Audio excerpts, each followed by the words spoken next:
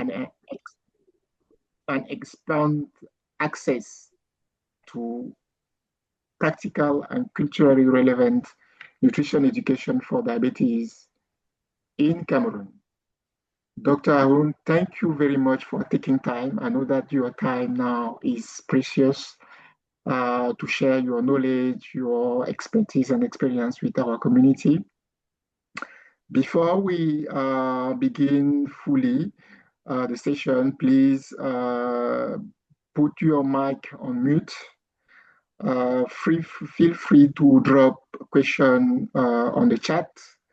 For this session, we will have a short Q&A because Dr. Arum has some constraints. But she said that if you have any question, you can either contact her or send the question to us, and we will forward the question, and she will reply to the question. The presentation of the webinar compared to the last two will be in English, but you can post your question in French or in English, and we will provide a response to that. A quick message in French I know that there are some francophone people. Bonsoir à toutes et à tous. Merci de vous connecter ce soir pour ce webinaire dédié à la nutrition et le diabète. Nous sommes heureux de recevoir le docteur Joanne Aoun, qui est diététicienne, nutritionniste et chercheuse, avec une grande spécialisation dans le diabète et la prise en charge des patients diabétiques à travers la nutrition. La présentation se fera en anglais, mais vous pouvez poser vos questions en français pendant la séance, et puis on fera un plaisir de vous répondre. Le plus simple pour vous, c'est voilà, d'écrire vos questions, et puis on vous donnera la réponse. En tout cas, merci de votre présence et bon webinaire. Now, Dr. Aoum, over to you. All right, thank you very much, Breeze, and good morning, good afternoon, good evening, everyone. It's a pleasure for me to be here today for us to continue the dialogue which we have been having for some weeks now about how we can best manage diabetes within the Cameroon context, because there's so much information out there, but when it's not relatable to your own home country and the foods you see every day, it can be a little bit difficult to actually make a change. So today we are going to be looking at how we can handle diabetes with our Cameroonian meals that we eat every single day. Okay. So just an overview of what the session will cover to lay a foundation. We are going to start first by understanding what diabetes is. It's going to be very brief and particularly how it has or what has influenced its increase in Cameroon over time, and how we can prevent diabetes or manage diabetes using everyday Cameroonian foods. So today's session is not just for people who have diabetes, but for any and everyone who wants to eat, in the manner that will prevent you from ever having diabetes to begin with. And so we'll look at what to eat and what not to eat to have better blood glucose control. And finally, just simple meal planning strategies, and also when you go shopping, some shopping tips, how you can read food labels to make, a healthy choice. So that's what we're going to be looking at today. So the first thing we're going to look at is what is diabetes. And basically everything that we eat, every food that we eat is broken down and, used up by the body as glucose. So the glucose enters into our cells, and what helps the glucose to enter into our cell is a hormone called insulin. And if you look at the picture I have provided here, you will see that in the first one where it says no diabetes, you will see there are lots of keys, the blue keys. And the blue keys are like, your insulin. They act as keys that unlock your cell, and then the glucose goes into the cell and you use it up for energy. So with no diabetes, you have a good quantity of insulin, and so there's not too much glucose in your blood. But when we see type 2 diabetes, which is the one we are going to be talking about today in terms of nutrition, you can see that there's very few keys, just two keys, and then the blood glucose is more in the blood. And the reason why this happened, there are two main reasons. The first one is that the body does not produce enough insulin when you have type 2 diabetes. And insulin is produced by the pancreas. So the pancreas does not produce enough insulin anymore. Or the second reason, the body is no longer sensitive to insulin. The body can no longer use the insulin properly. So with these two issues, you can imagine over time the blood glucose will increase in the bloodstream, and then we will say you have high blood glucose. So that is basically what diabetes is all about. And it is very related to food because whatever you eat, it gets broken down and used up by the body as glucose. And there are particular food groups that can cause a spike in the blood sugar and other food groups that can help to regulate it. And those are the things we are going to be looking at today. So just very briefly, some symptoms of diabetes, some of the very common ones, you have frequent urination. Oh, let me just move this aside. You have frequent urination, nausea, and you're feeling hungry and unplanned weight loss. And the reason why weight loss happens, which might seem strange, is because remember that when there is no insulin, the glucose can no longer be taken into your cells for use. So with time, you are not actually taking in enough that your body needs, and you lose weight over time. So one of the important things we have to remember is that you don't just have one symptom at a time, but sometimes the symptoms are in a combination of different things that are happening at the same time.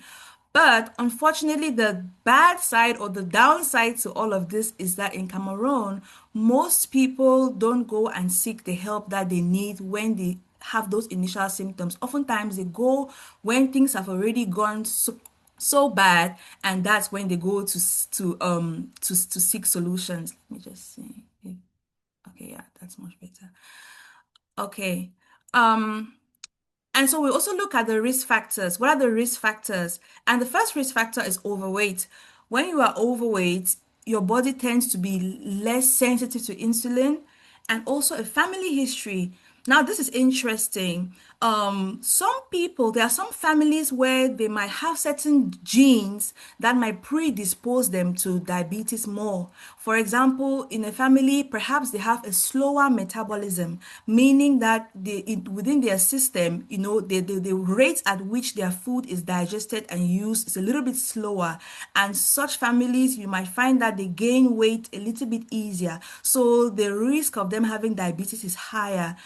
In another instance, you might have families where a mother who has diabetes, the children that are in her home growing up, they eat the same food with her as they grow up. So what are the chances that the child will also be diabetic? The chance is very high, because if the child is eating what the mom has been eating all through and she is already diabetic, there's a chance that the child also will be.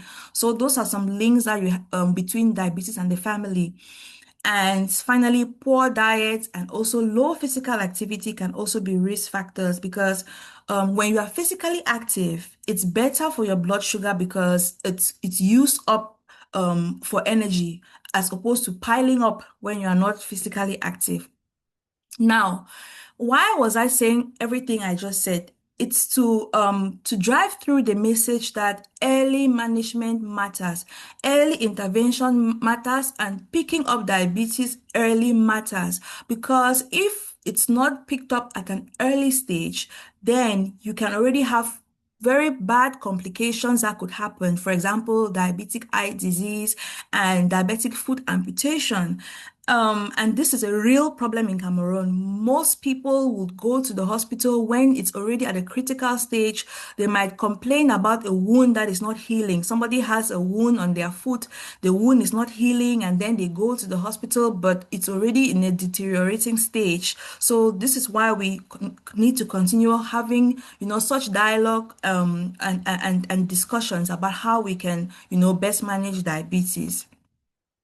So, very briefly, before we get into the nutrition intervention, just for us to lay a solid foundation to understand the gravity of the matter, in Cameroon, you can see this graph provided by the Global Nutrition Report. From the year 2000 to the year 2020, there has been an increase pretty much almost every year. Actually, every year there has been an increase in diabetes in both male and female. So this is something, that is really, really becoming quite a issue in Cameroon. And one of the major reasons why this is the case is because of urbanization. Many, many years ago, our parents will be able to have their own farm. They go to the farm, they harvest fresh, wholesome fruits and vegetables, and they're able to eat whole meals. Also, you do not have too much transportation with bikes and the luxury of all kind of transport you can pretty much imagine. People sometimes would walk, they would use bicycles, other methods that will help them to lose energy. But now you find that there's a large importation of processed foods. People are working overtime, and sometimes somebody might be working the whole day. They will just buy pop-off, they'll buy gâteau and eat with pap, and that's all they eat the whole day. So you see, things have really changed in Cameroon. And so diabetes affects roughly 7 to 8 percent of adults in Cameroon, and over 80% of the people they don't know that they have diabetes. So that's very scary. Now, as a nutritionist and as a dietitian, what is always shocking to me is this big pain point that right now in Cameroon, we don't have an officially established national food-based dietary guidelines. And this is also one of the reasons why you see that there is not so much attention or knowledge or information in a typical Cameroonian's mind as far as nutrition is concerned. To make a fair comparison, in a country like South Africa, the image I've provided here, this is the South African food-based dietary guideline. And this image you see here is posted in most or if not all of their hospitals.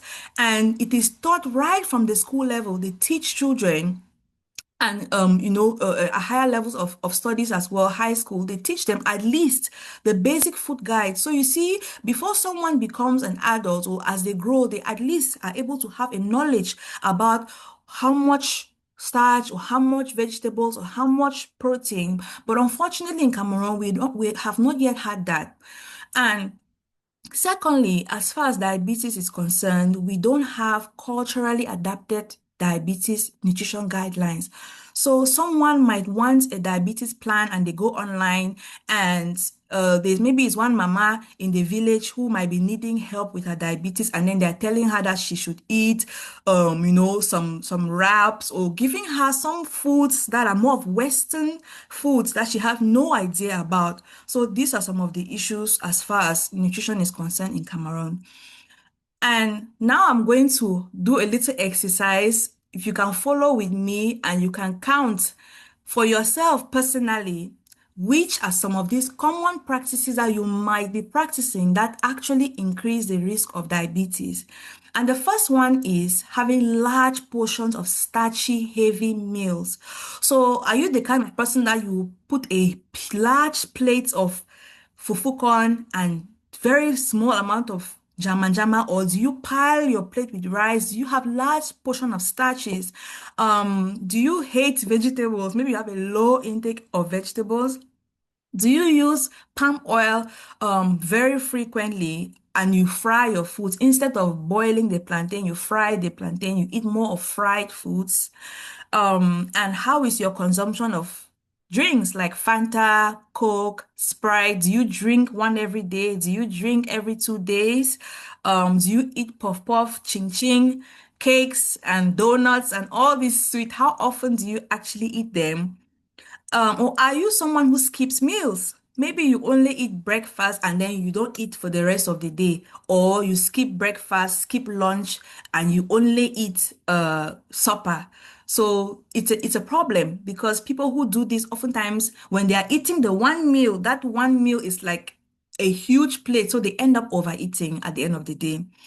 Or are you someone who has low physical activity. You don't exercise. It is from car to car to car to car to bike to bike.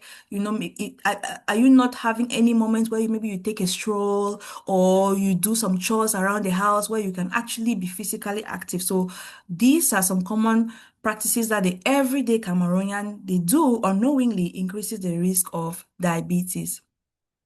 So now we're going to start looking at the meal strategies.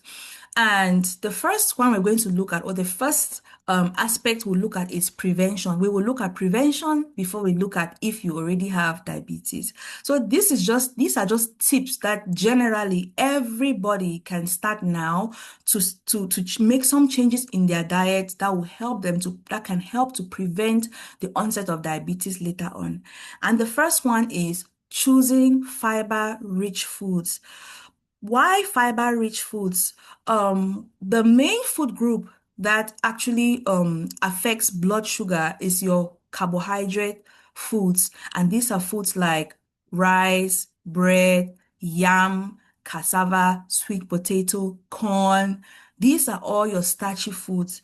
And we'll look at it in some slides ahead, but ideally you should be choosing starches that are rich in fiber.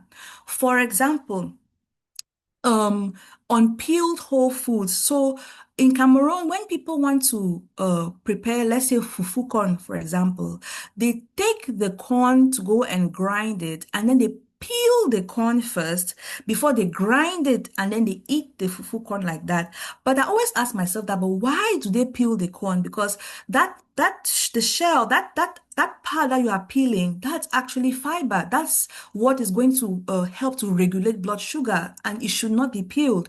So that's just a basic example to say the fufu corn is not the problem, but how it's actually processed and prepared. So that's one example, and we will look at more ahead. Other fiber-rich foods can be foods like beans. Cameroon is so blessed with beans. There's so many different varieties, and lentils as well, which are things like peas, and you have other different types of legumes all fall under beans, or beans falls under legumes rather. And then you have your vegetables. Vegetables are also very high in fiber. Jama, green, cabbage, carrots, even lettuce, and the ones that people put in their salads, cucumber. They are very rich in fiber as well as fruits. But we are going to go into more detail with each individual food group in the slides ahead. So why is fiber important? Fiber helps to control blood sugar. Now, if you eat the fufu corn that has been made with the corn unpeeled, compared to the one that you have peeled the corn, the one that is unpeeled will have a better, will give you better blood glucose spike, or control rather, than the one that has been peeled. The one that has been peeled might cause a spike because it's lacking that fiber, but the fiber is what will help to regulate the blood glucose, in your bloodstream. So that's why fiber is very important. Fiber also helps to lower cholesterol because fiber binds with cholesterol in the body and becomes excreted. So those are some of the benefits of fiber. And of course, if it lowers cholesterol, definitely it supports weight management. And now we are going to look at the most important way that you can eat to prevent and manage diabetes, and that has to do with how the food is actually plated. This is one of the greatest issues as far as diabetes management is concerned, is actually plating. How do you plate your food? Because most of the time, the food is not the problem. It's the portion size and how it's actually plated, and the combination of different food groups on the plate. So what is recommended, and these recommendations are coming from the Center for Disease Control and the Center for Disease Prevention and Control, as well as the American Diabetes Association. These are now adapted to the African context. Even in South Africa, those are international guidelines that are now adapted within a specific context. So half a plate of vegetables is recommended, and especially your green leafy vegetables. So once again, jama, green. things like ndole and ero that contain a lot of oil, it will not be half a plate, more like 1/4 of a plate and not cooked with a lot of oil. So those Cameroonian vegetables that are prepared with a lot of oil, it will not be half a plate, but more just a quarter of a plate. Um, and then the ones that are more, can I say, have less oil in them, like the jamajamas and the cabbage, those can be half a plate. And then the next is your starch. So starch is things like your fufu corn, plantains, yam, cassava, bobolo, water. In fact, all the swallows, water fufu, gari, all those different starches that you can think of in Cameroon. Ideally, it's 1/4 of your plate of starch. So it's 1/4 of your plate less than the vegetables. So the vegetables is the most. And finally, you have protein, which should be 1/4 of your plate. Protein is things like your meat, your fish. Those are the main ones that come under protein. And we are going to look at which specific proteins, which specific meat, is it chicken or beef? Which specific proteins are going to be ideal, but I wanted to just start by showing us the portion sizes to give you a good idea of how the plating should be. So I got a nice picture here for us, just to illustrate for us that the problem is not Cameroonian foods. The problem is how they are plated. There you can see half a plate of vegetables. The njama is not prepared with a lot of oil. It's not like palm oil, and we're going to get to palm oil in a bit. You can see the kati kati and the fufu corn. The fufu corn is not the whole plate. It's just 1/4 of a plate. So this is an example of how a plate can look like, minus the pepper, obviously. Pepper is not everyone's ideal. Yeah. Okay. So now, but let me go back. I don't want to confuse, but now we will all agree that there are different size of plates. When we say half a plate of vegetable, 1/4 and 1/4, someone's size of plate in one household might not be the size of plate in another household. So we also have to consider that, because we don't want you to go and take a very large plate and then you will still end up eating too much. And that's why we now have the hand guide, where we're able to still estimate portions with our hands, and it gives us a very good and very close estimate to how much we should be eating as an individual. Everybody's size of their hand is different, and that's how the portion that you should be eating as in relation to your hand size, is going to be estimated. So let's look at that. So this is what we call the hand guide to portions. If obviously you don't want to make error because you're not sure about the plate size, you can just use your hand. And if we open the palm of our hand, if everyone can do the activity in their corner, that would be nice. But if you open your one hand, this is the open palm of your hand is for vegetables or for fish. So you can see that's a good amount of vegetables or fish, which usually are the healthier source of protein. And then you have your other proteins like beef, pork, egg, and chicken, which, as you can see, it's more the inner palm of your hand, and then you have a fist of carbohydrate. So, for example, if you want to eat fufu corn, this is the amount of fufu corn that, according to your fist, you should be eating in one plate. So that's the estimation. And finally, the cup of your hand, like this, a cup of your hand of fruits, nuts, and seeds. So like groundnut, for example, or corn. Some people like fried corn. That's like a seed. So this is the quantity that we can say it's healthy to have in one sitting.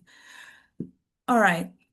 And continuing with diabetes prevention, it's also important to cook smarter, because sometimes, once again, the problem is not the food, but the cooking method. It's very important to choose healthier cooking methods like boiling, steaming, and roasting instead of frying. So like plantains, for example, yams, and other foods that you can actually boil them instead. It's better to do that because the less oil, the less energy you are introducing into the meal, which means it's going to be healthier in the long run.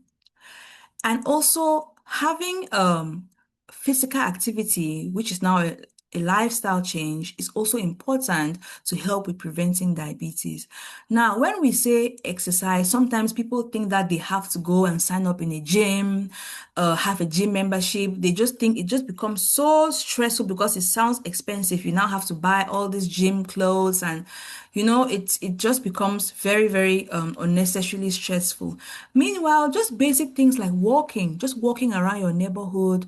Maybe you can stroll before taking a taxi, actually walk a distance before you take a taxi. Different household activities like cleaning the house, washing clothes, just those different activities, farming, or even dancing to your favorite songs. Those are ways to exercise which are inexpensive and can be done by any and everybody.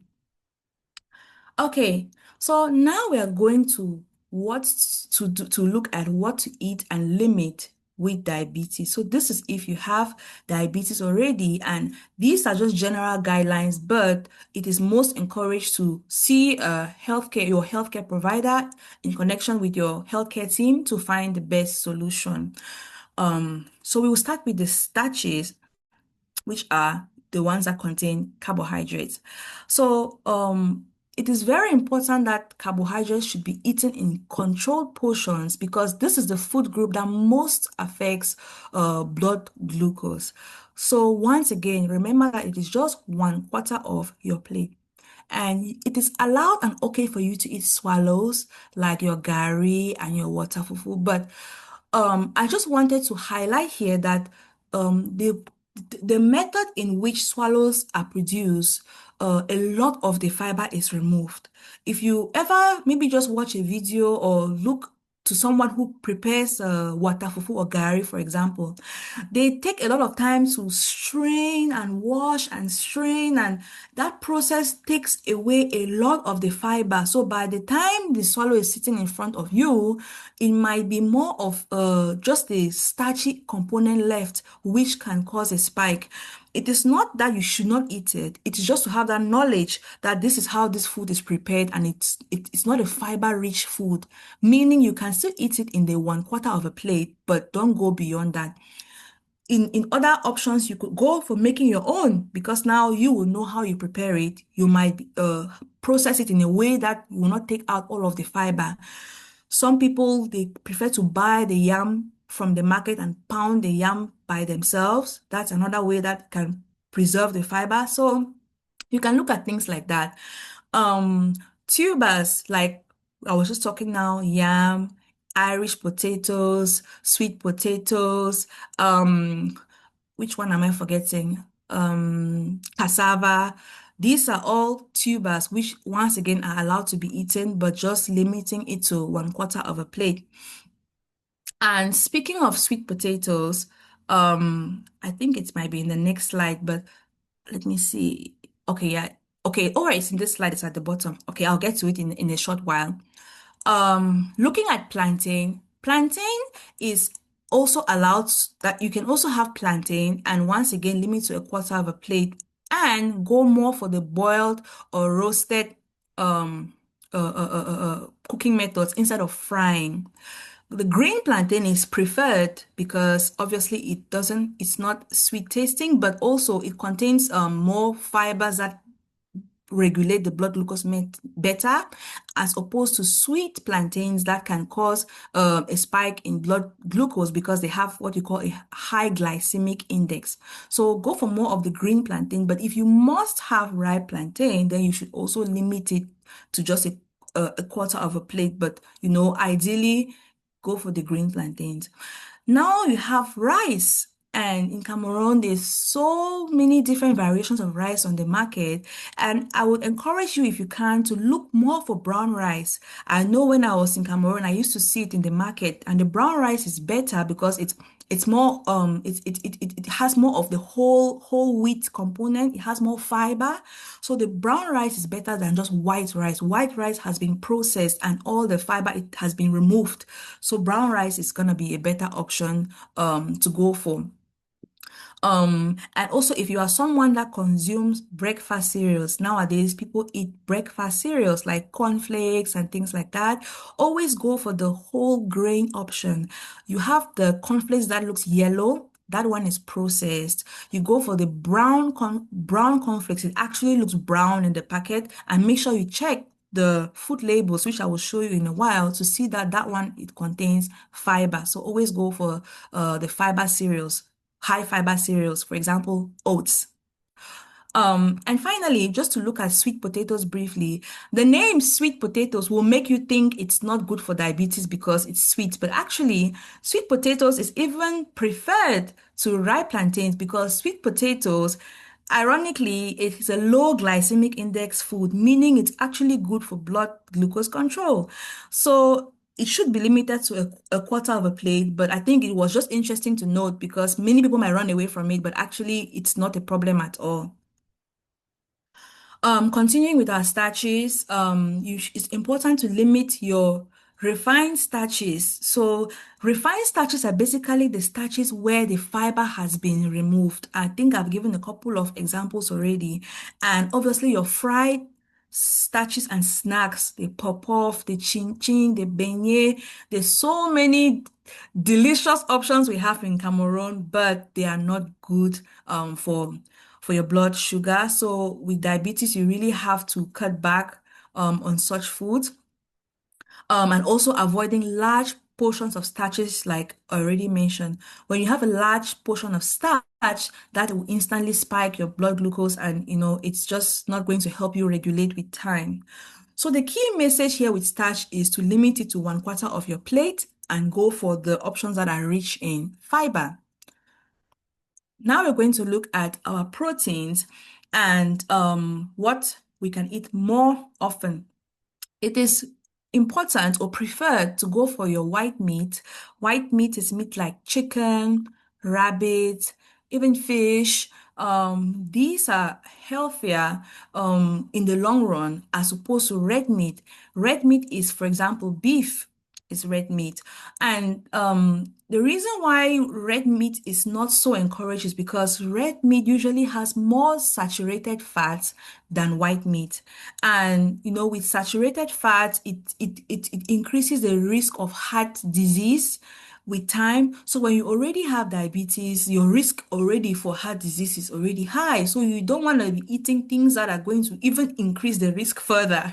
That's why, it's encouraged to just go for white meat options that have less saturated fats. And then obviously your fish, we have a nice variety of fish in Cameroon, and your eggs. Eggs is also not a problem. But if you have high blood cholesterol, then it's important that you limit your egg because the yolk of the egg is very rich in cholesterol. So it's not the kind of thing you want to be eating all the time.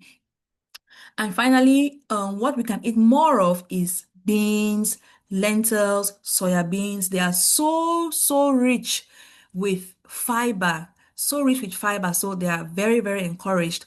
Even though beans, it gives the nutrient protein and it also gives the nutrient carbohydrates. It's very interesting. It can give those two nutrients.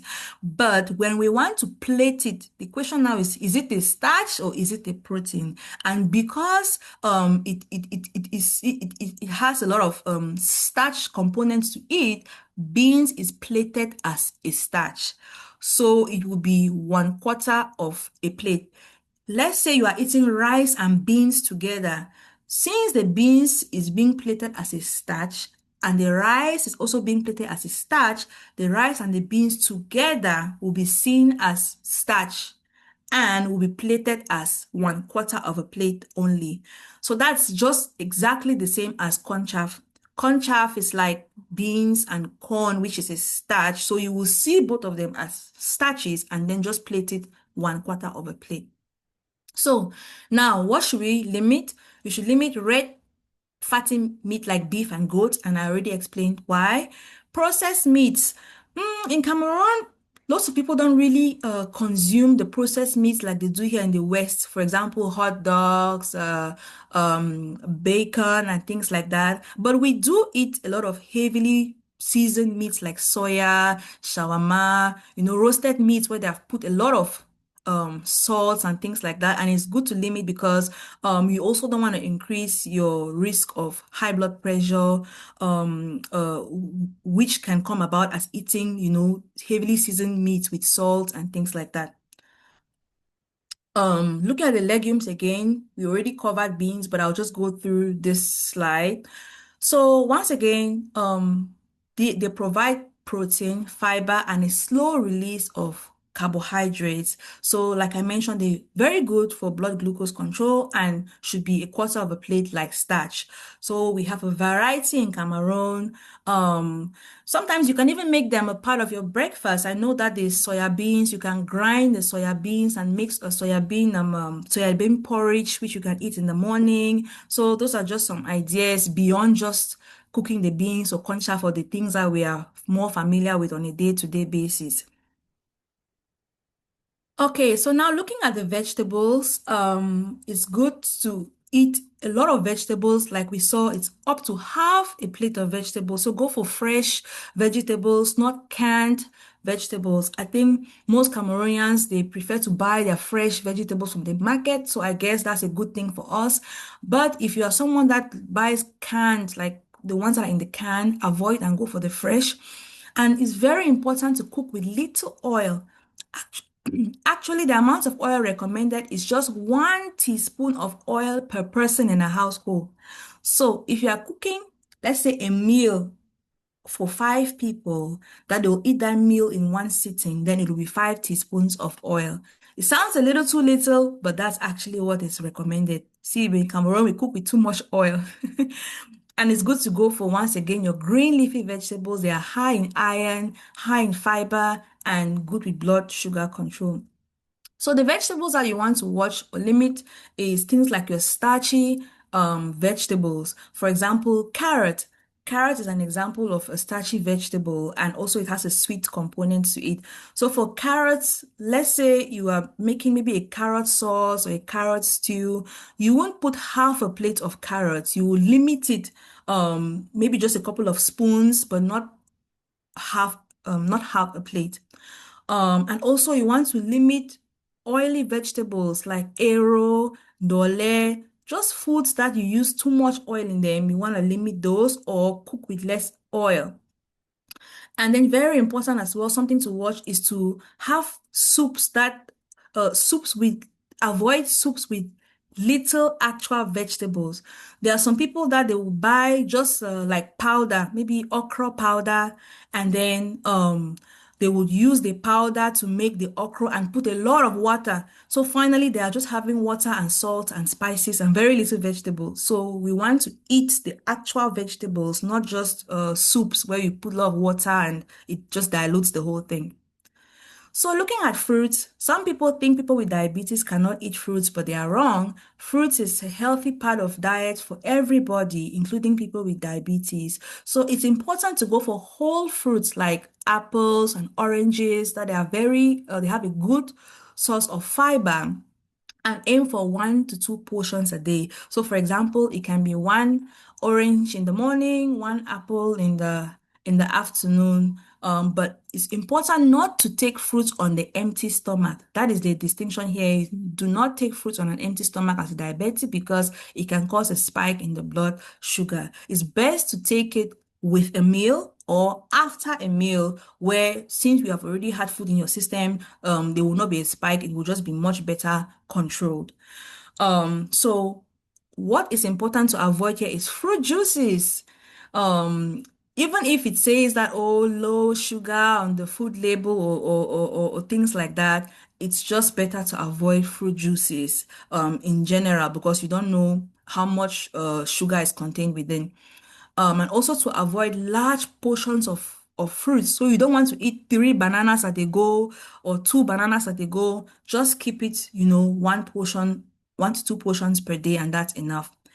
Now, the two fruits that we must be wary of is watermelon and pineapple. These two fruits cause a spike in the blood sugar.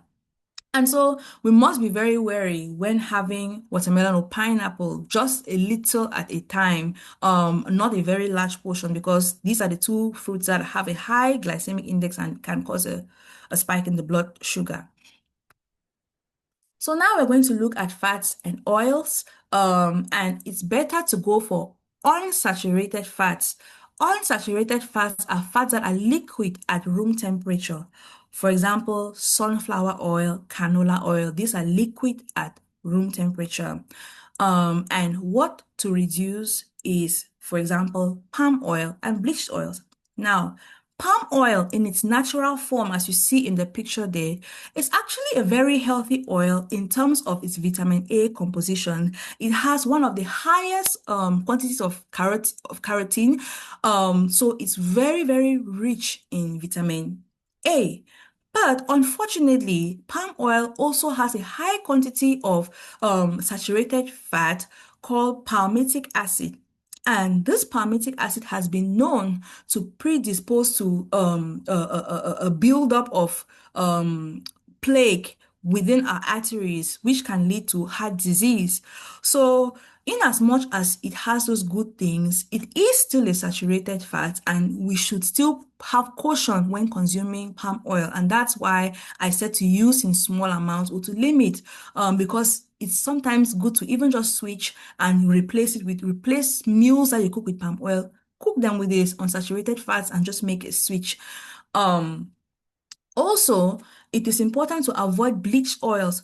Unfortunately, very unfortunately, majority of the oils in Cameroon today in the market are bleached oils. Things like mayo, for example, oils like they take palm oil and then they bleach and they bleach and they bleach, and then we buy it. It looks like it looks nice, like as if it's an unsaturated fat, but it has been bleached.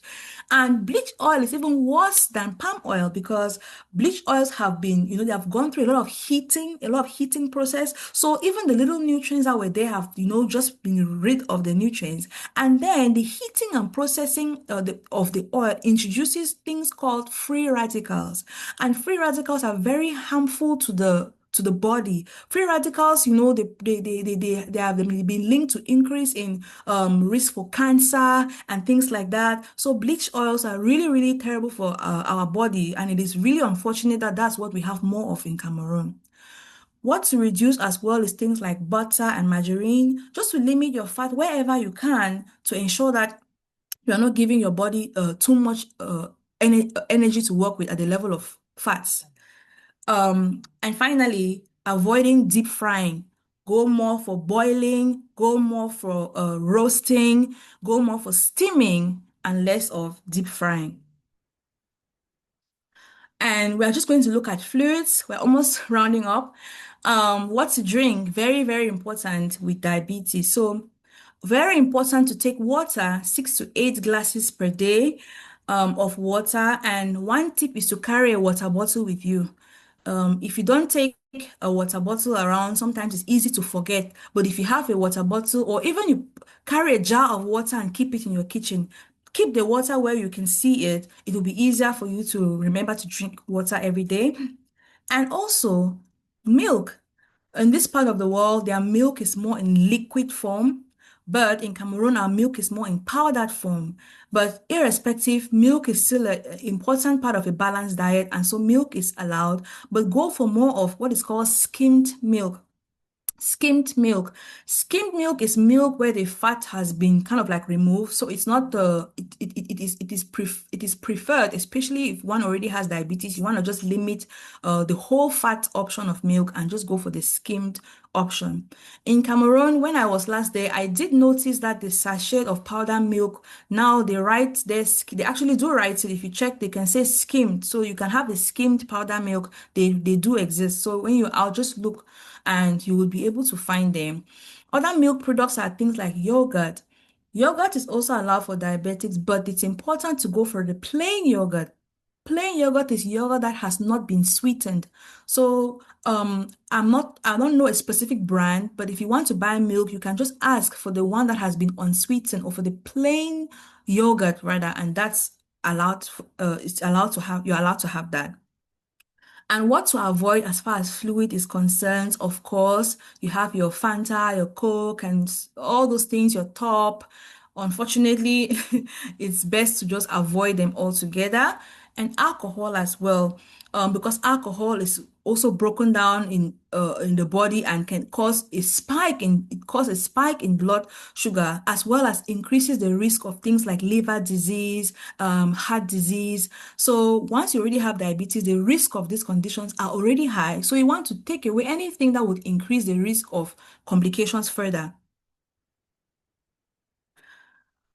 Now we're going to look at sugar and hidden sugars. And this is just an exercise where I wanted us to learn about food labels and how you can identify sugar in your foods when you go on your day-to-day basis shopping.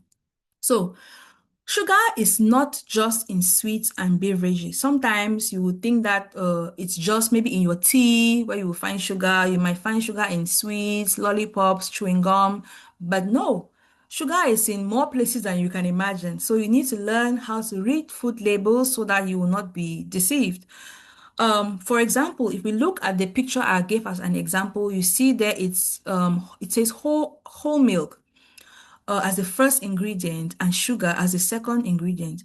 When you look at the ingredient list, it's written in according to the highest quantity of food in that food product to the least. So whole milk here means that whole milk is the ingredient the most in that food, followed by sugar. So you see, sugar is the second most ingredient in that food. Already you can see that is something you want to avoid. And then you have it says water and milk, protein concentrate and all, but you can see that the first two ingredients, sugar is among. So that's a high sugar food. Um, and now you might be asking, what about honey? Well, honey is also sugar in a way. Honey is made of glucose and fructose, and glucose is sugar, fructose is also sugar, so it can still and will still cause a spike in blood sugar and should be avoided. Some people try to take sweeteners instead of sugar because they think that it's gonna, help them to stay on the right track. But the problem with sweeteners is that it still keeps you having a sweet tooth. It still makes you to have a sweet craving. So long as you have a sweet craving, you never know the time where you will switch from the sweetener and you might just want to maybe buy a sweet drink just for that day or eat something sweet. Like you would still be having those sweet cravings. I have noticed that the moment when I stop drinking fruit juices, for example, the appetite for fruit juice just disappears. I can't remember the last time I drank fruit juice. Not like I'm perfect. I drink, I do drink. I'm just saying that like the need to drink the fruit juice has gone because actually I've not had it for a very long time. So that's what I'm saying. But if you keep on feeding the sweet craving, you will always still feel like you want to keep on having it. So that's why it's preferred to even just allow the sweeteners altogether and just train yourself to have less sweet or no sweet things to begin with. Some people want to go for light products, and light products are things like Coke Zero, Fanta Zero. These are drinks that have zero sugars. But once again, zero sugars, as in the Coke Zeros, they have been specifically manufactured and marketed to have zero sugar. But still, it still causes you to maintain that sweet tooth and that craving for sweet things, which as a diabetic with time, that's really not something that you want. You want to move past that because you don't want to give yourself, something that you might fall short and just give in to your cravings one day. Okay, so just to look at another example here, you have two food labels for us to practice how we can find hidden sugars. The first one, it says corn syrup. Syrup, that's a sugar. Syrup is something sweet, corn syrup, so that's a sugar. Then it says invert sugar. Then it says corn syrup again. It says fructose syrup. So this is just to make you understand that on a food label, you won't just see it labeled as sugar. It might be called something else, but it still contributes. It is still sugar. It still raises the blood glucose. So you have to still be able to find those hidden names within the food label. And here, the one where it says nutrition facts, I wanted to just point out to us the percentages and why it's important to know what we are looking for in a nutrition facts table. Whenever you go to the store and you pick a food that has been packaged, for example, you will most often find the nutrition facts table. If you want to know if a food has too much of something, then you will look at the percent daily value. If you look at the top there, you will see percent daily value. And if we look, the first one says 10% for total fat. Then it says 15% for saturated fat. A food that it has is too the food is too high in a particular nutrient will usually be 15% and above. So 15% and above. You can see the saturated fats in this food is already borderline high. It's 15%. And you see the includes 8 grams added sugar. If you just look at the bottom where it says includes 8 gram added sugars, it says 16%. And 16% is definitely over 15. Therefore, this particular food has a high quantity of sugar in it. So that's how you can be able to distinguish using using the ingredients list as well as the nutrition fact table to see which food is high in sugar.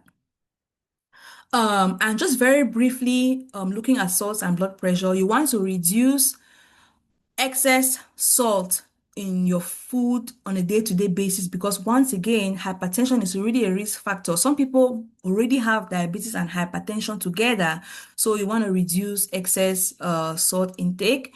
As you can see in the picture there, the man is preparing soya and he has next to him, I think that's a Maggi, it's called Maggi or something like that. That definitely is high in sodium.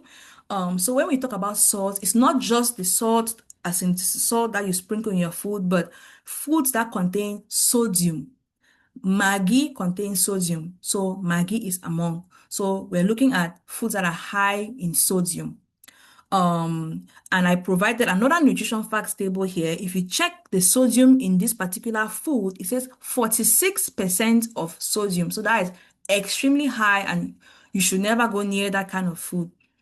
And the best way to limit sodium is just to avoid highly processed foods because most foods that are processed and packaged, like foods in the canned vegetables, canned fruits, things that are in the can, processed in one way or the other, even biscuits, sometimes even fruit juices can be high in sodium. So always go for the natural of anything if possible, or as much as possible. And so now we're just going to look at a simple meal plan on a typical day of somebody who has diabetes, for example. So the most important thing is to make sure that you are eating throughout the day. So don't eat 1 meal or 2 meals. It's recommended to have 3 meals a day. So breakfast, lunch, supper, and then you have 2 snacks in between. So breakfast, snack, lunch, snack, and then supper. It seems like a lot, but remember that you are not eating large portion size. You are eating a little bit at a time. So it's gonna spread your blood glucose over time, and everything, you will not be having a spike. So avoid skipping meals.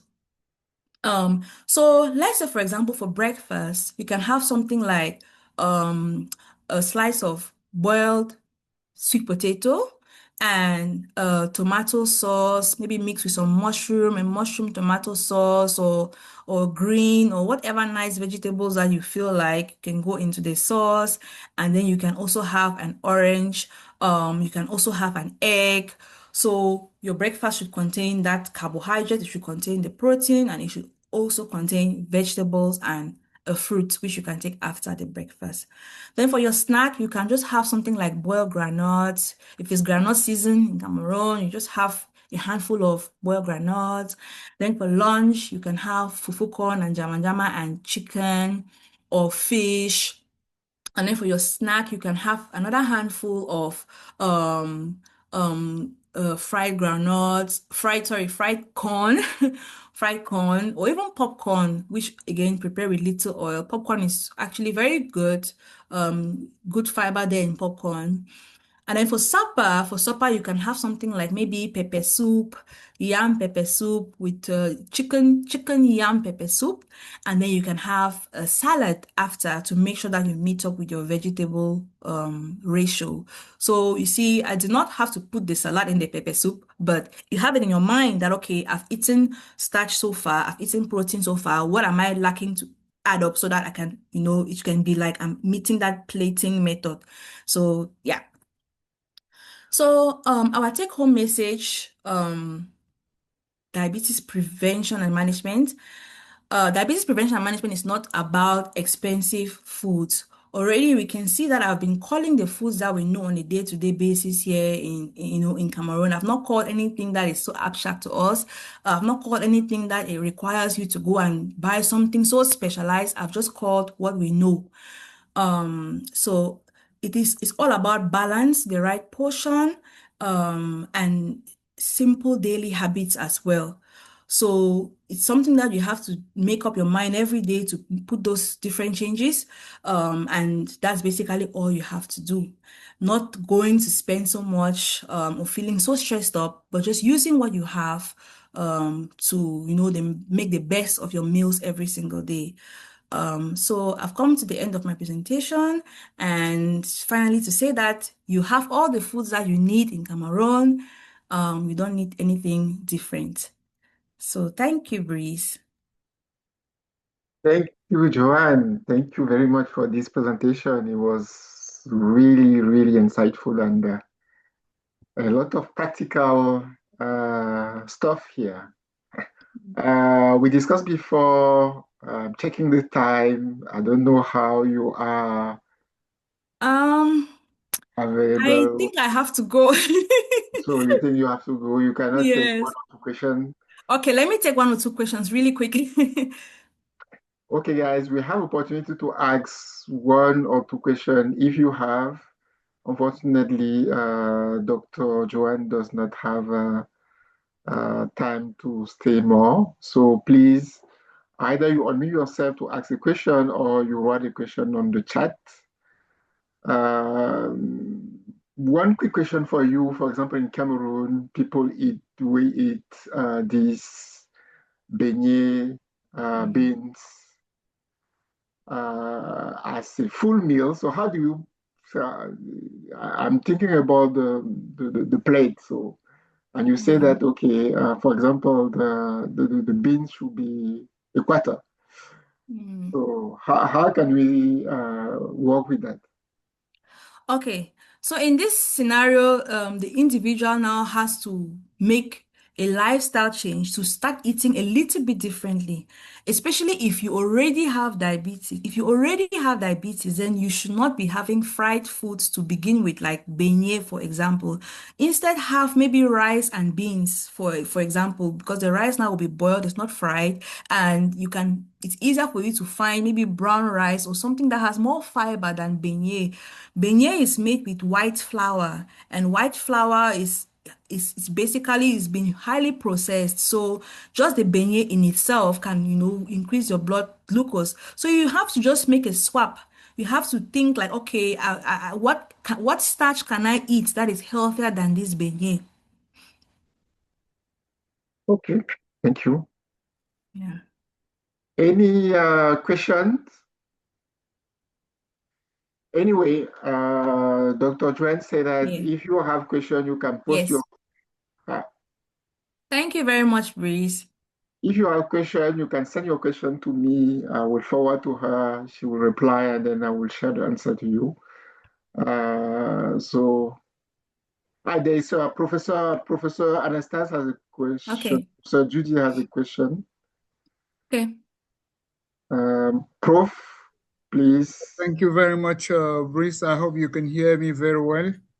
Yes, I So can. congratulations to Yuan for this talk, which was an amazing, very exciting, and very practical. I just wanted to find out from you, from your experience, how challenging is that applying these recommendations, which looks very, very practical, but in a context of uh, high poverty and food insecurity. I know you have probably not worked in the far north of Cameroon, but at times it can be very challenging that side. And for example, Northwest is very, very rich, but far north Cameroon is quite challenging. So what do you think about that? What's your take on that? Yeah, I can really understand what you are saying because with the populations that I work with in South Africa, they came from very, very impoverished backgrounds. This is the support group that I started over there, and it must be a gradual process. You cannot just expect them to change drastically immediately, but just making small changes at a time with what they already have. So what is it that they have in the far north that you can work with? That's why, it's all about adapting to what they have specifically there. What are the kind of grains that they have? What are their type of vegetables? What are their type of fruits? So just looking at each area specifically and seeing what do they have there and how can small changes be made. Maybe someone all they can afford in a particular season is it might be maybe let's say the beignet, for example, they might not be able to afford buying yam. So you have to now work with them to say, okay, if you must eat this beignet, what other thing can you afford that will make your entire meal in that day a little bit more healthy? Okay, you are eating beans. Now, is it possible for you to get fish? Is it possible for you to get vegetables? So you work with each person individually to see how to slowly get them to that point where they can make sufficient changes to see an improvement. Thank you very, very much. We'll be missing you. You have to be this side. Right? Yes. I'm not going anywhere anyway. I didn't I'm still working. Yes, and the project is ongoing back home. Thank you very much. Thank you. How's Brice? Thank you, Prof. Thank you, Joanne, for your time. I know that Yes. you have some important stuff to do. Yeah. Anyway, if you have a question, please do not hesitate to send to me. I will forward the Okay. question to Dr. Aoum. She will be very pleased to share her practical knowledge as she did tonight to you. All right. Thank you, everyone. I think I'm gonna Thank leave. you, Joanne. Thank you, everyone, for joining. Thank you, and see you for the next webinar.